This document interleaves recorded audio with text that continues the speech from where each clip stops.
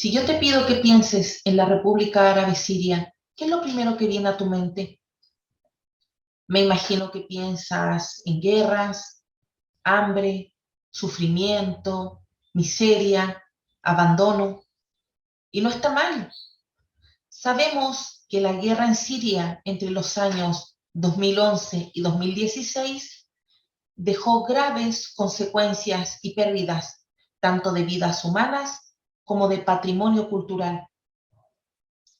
Pero quiero que sepas que Siria es más que eso, que Siria es más que sufrimiento y guerras. Siria también es historia, historia antigua. Siria es patrimonio de la humanidad. Quiero que retrocedamos en el tiempo y hablemos de historia.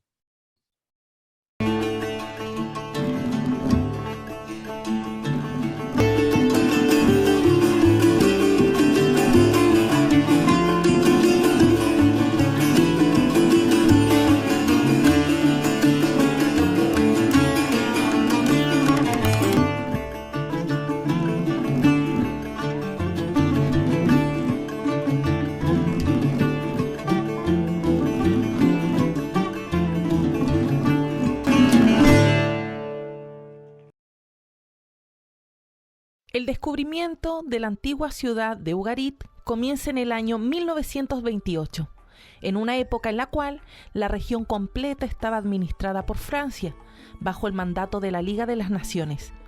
Según la tradición local, cuenta la historia que una mañana de 1928, un granjero llamado Mahmoud Meyatzir estaba arando la tierra con una yunta de bueyes en Minet el Beida y se dio cuenta que la yunta hizo un surco contra una superficie dura que estaba bajo tierra. Esa noche, Mahmoud regresó al lugar junto a otras personas y luego de estar excavando bajo tierra, encontraron algunas piedras que logran mover, descubriendo así una tumba hecha de piedra y junto a ella una gran cantidad de vasijas. Durante una semana trabajaron de manera informal e improvisada, desenterrando la tumba. Un vecino de una granja aledaña pasó por el lugar montado en su caballo y vio una multitud de personas de esa localidad que estaban alrededor de la excavación junto a muchas vasijas de barro. De inmediato, el granjero da aviso al gobernador de Latakia, quien a su vez envía un reporte al Servicio de Antigüedades de Beirut. En aquel entonces el director era Charles Bigolou.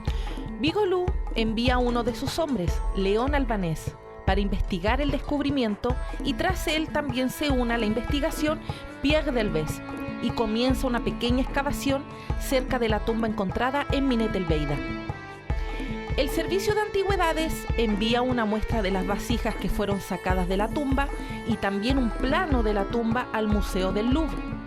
René Dusson en aquel entonces era el conservador de antigüedades orientales en el Museo del Louvre y propuso que el arqueólogo Claude Scheffer dirigiera una misión arqueológica financiada por la Academia y por el Louvre para excavar el área de Minet el Beida. En su informe resumido de la primera campaña, Scheffer describió haber llegado a Minet el Beida en una caravana de camellos custodiada por 20 soldados.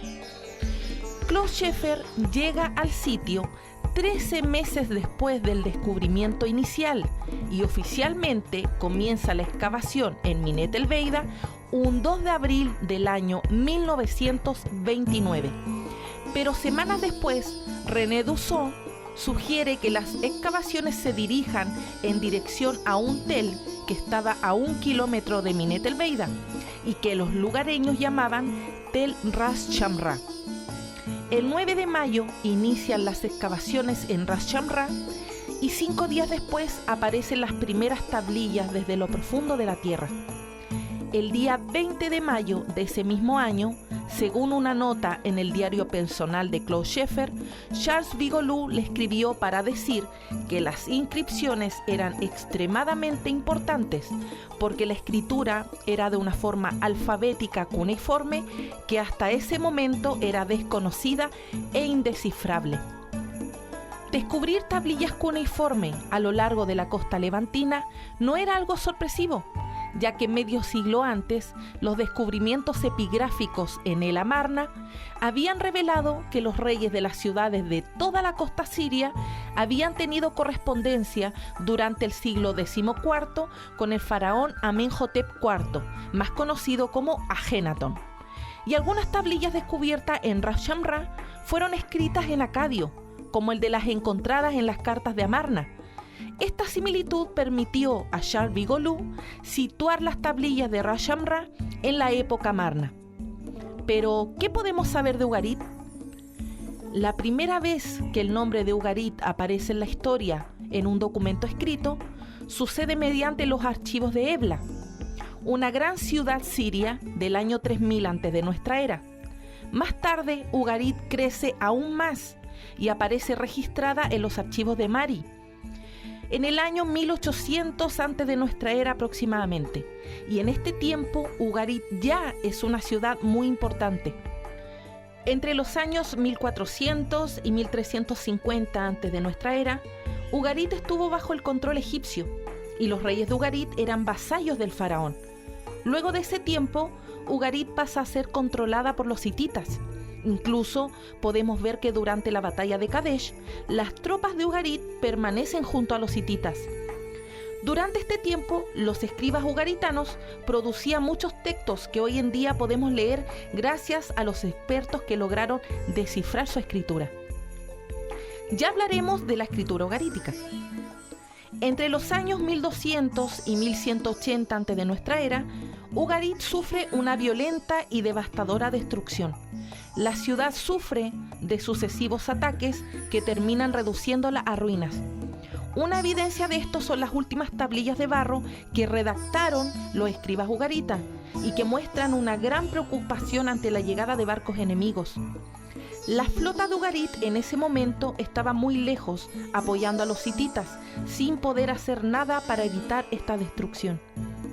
¿Qué otro aporte nos entrega Ugarit?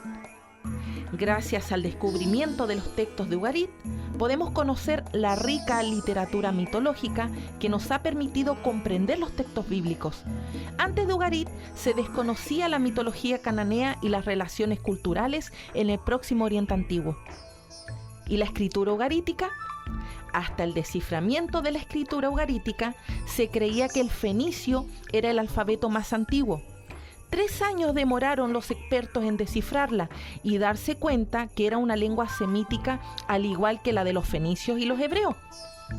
El alfabeto cuneiforme de Ugarit contaba inicialmente con 30 signos, que posteriormente se redujeron a 22 signos, que connotaban 22 sonidos.